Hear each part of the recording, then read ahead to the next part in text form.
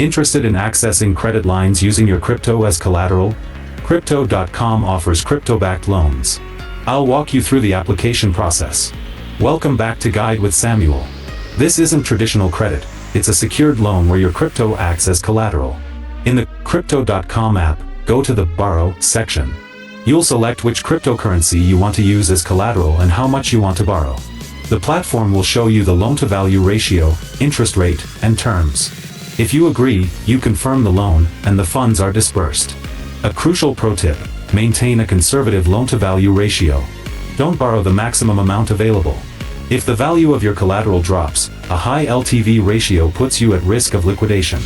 A lower LTV gives you a safety cushion during market volatility.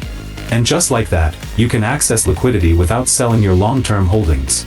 Crypto credit is a powerful financial tool for savvy investors. What would you use a crypto-backed loan for?